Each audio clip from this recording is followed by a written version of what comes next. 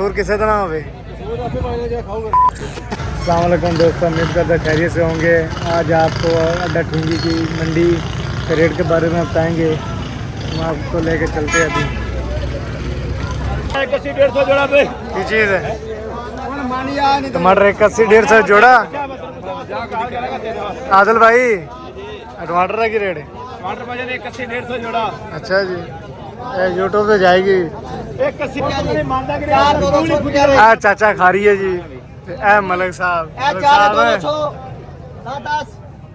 एक दो तीन चार 200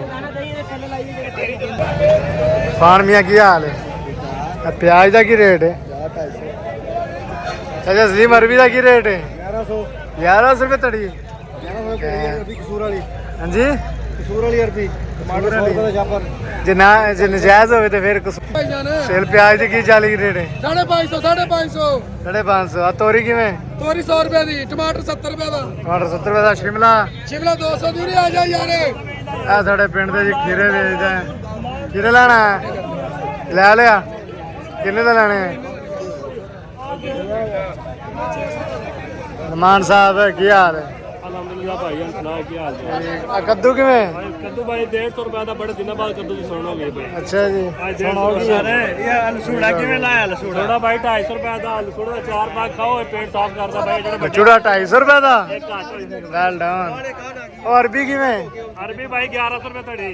यार कसूर वाली है तो मसूर वाली है? कसूरों आई भाई। कसूर आई है यार। सोई साहब की हाल है? ओ यार पीछे हो जाए यार। मुंशी यहाँ बैठा बलोच खान क्या आ गया वापस? हम आ गए इधर 2-3 दिन में। इधर हम टिया लगा देंगे और माल सस्ता कर देंगे। हम गरीब अवाम के साथ हैं, हम भी गरीब है, हमारी अवाम जो है वो भी गरीब है। हम माल सस्ता लगाएंगे। अच्छा बकाया हरे भरे रहो, भरे भरे अक्सर जमीन बादशाह कुव्वते अवाम गरीब अवाम असा गरीब अवाम दे नाल है। मैं पानी पी के नाल माल से की रेट सी अज? 180 रुपए 200 दी है। वेख्या क्या है? मैनू दे यार किलो 1.5 किलो मैनू दे दे।